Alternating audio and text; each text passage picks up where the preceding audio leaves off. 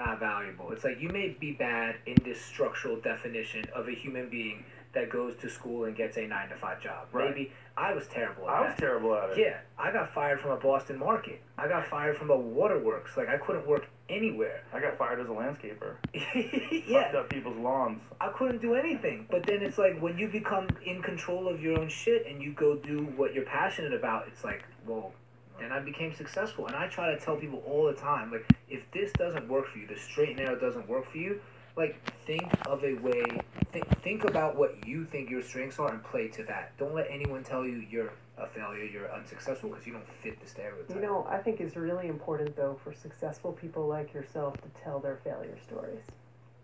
We don't do that enough. Well, I mean, I lost the think you're restaurant right. because I sold all you can drink Four Loko. Like, that was, like, I went out in flames. All you can drink Well, for Loco yeah. sounds like a liability Okay, waiting so to happen. you're good at telling failure stories, but I think that that's true generally. I feel like I wish I could ask every member of Congress to tell a failure story. They would never do that. Those people are trying to pretend there's something different. No, Yeah, but what's your it's failure so story? important. Well, I was a terrible law student. Okay. Anything more explosive? Like, did you ever sell Four Loko at a lemonade stand? I can tell you, I absolutely never did that, and probably never will. Any other failures? Yeah, I got some parenting failures that I'm going to save my children from announcing in public. How about Good that? call. Good call. Yeah, I feel like it's important for people to relate, right? They have to be able to say, oh, Eddie wasn't always a successful guy. Like, he was a 19-year-old kid once, too, that was also struggling. That's very important. I think it's one of the most important things that people can understand, that failure is an opportunity to learn. And that horrible feeling of failure is really your friend. Because Yeah. that horrible feeling motivates you to change. I mean, I fail all the time. I played basketball yesterday. We had a doubleheader. I was cooking on a grill. I was making lamb skewers for 4 hours in the morning. Went straight from the kitchen to this basketball game in San Gabriel Valley, playing with. It's like an Asian basketball league, so I'm actually like kind of tall, like I'm like a small forward, and there's like little younger dudes that are 25 running around me. I played well the first game. I was washed the second game, and these kids, probably like 23, 24 years old, running past me, elbowing me, and I got so mad and I acted out. I started like yelling at them. I started like beefing, and I got home and I told my fiance about it. And she's like, yo, why are you beefing with these kids? They're 25. Like you're old. Of course they're going to run by you. You playing a doubleheader and you came out of the kitchen. And it was funny because I was like not willing to let it go.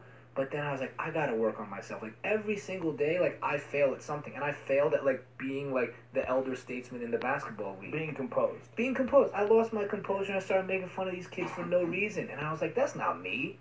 You know, like basketball sometimes brings out the worst in me. But I was like, all right, today I'm going to be a better person. I'm going to go back to that league next week. I'm going to be like a nice dude. And if some kid washes me and wets me in the face, like it's fine.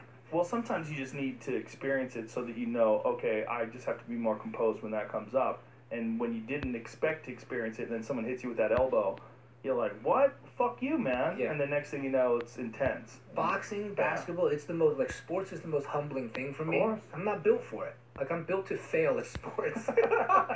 Yeah. But you try anyway. I try because it's the thing I'm the worst at. So I always want to. Well, it's great for the mind. The thing about sports is you're forcing your body to do things that are uncomfortable. And in doing that, you're not just exercising your body, you're also exercising your mind. And that's one of the things that I always try to relay to people that are negative about physical exercise and exertion because they think that it's some sort of a frivolous venture that's just vanity, you just want to look good or use your body. But there's a mental aspect to having the ability to push through discomfort that is extremely valuable.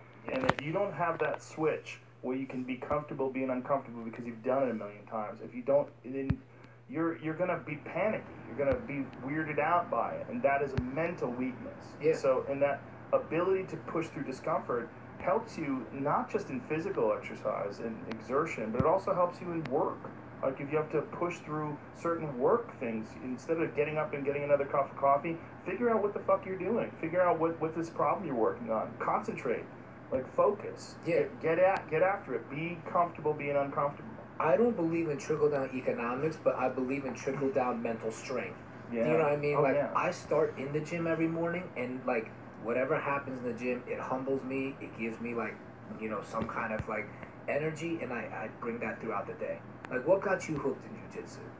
Well, I've done martial arts since I was a little kid, but Yeah. I think there's something that is inescapable in my life, at least, and that is that there is no disconnect between the mind and the body, that they're all one thing, and that you can work them individually, but not really. Because when you are working your body, you need the mind to do that. The intensity of my workouts is one of the most important aspects of it, and that's fueled 100% by my mind. Yeah. It's not by my body. And Plato said that since 5th century, he always wrote about like how training the body is just as important as training like the rest of your. Especially martial arts. I mean, it's everything. Because you're high-level problem solving with bad physical consequences. You're trying to avoid injury and humiliation and all these various things that are a part of martial arts.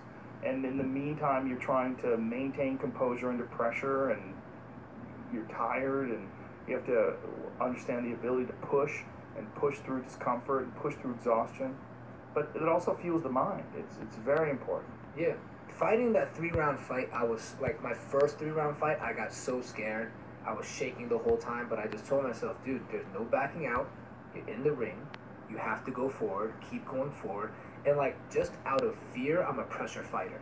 Do you know what I mean? Right. Like, just out of fear, like, I have to be a pressure fighter, because I don't think, in my first fight, I knew I did not have like the calm in me to counter or do what like the game plan was. I was like, I just have to pressure. Like, I have to move these hands and move these feet. But then I got through it. I got lumped up a few times. I won the fight, but I was like, whoa, I feel like I can do anything now. And so now I keep sparring and I keep fighting, because if I can be composed in the ring with someone trying to kill me, then like I can be composed on a podcast or in a meeting or like in some negotiation. It's the best. Martial arts is a vehicle for developing your human potential, and that those things are all connected, and it's a critical lesson for young people. And if you can push through hard workouts, you can push through whatever career path you're trying to break into. It teaches me respect too, because it's like, you can get bodied anytime. You can get dropped at any time. Like, be grateful for when you have both arms and legs and you're standing on your 2 feet, because you could be dropped at any second. So, but I mean, do you do physical activity, sports? Any sports? Yeah, I guess you've been waiting to jump in this conversation. Well, I grew up in New England in cold country. Where? In Connecticut. Oh, we're in Connecticut. Outside of Hartford. Okay. You're one of those people. Is there like a Westport? I think my girl is from Westport.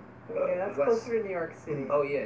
She's from Westport. So I grew up skiing all the time, and I still love skiing. I need to flying off of something that makes me uncomfortable in order to relax in a perverse way. So when I have vacations, that's what I do. I take my kids, who right now live in D.C. with me, and go flat there. So you got to go take them to see some mountains, and you got to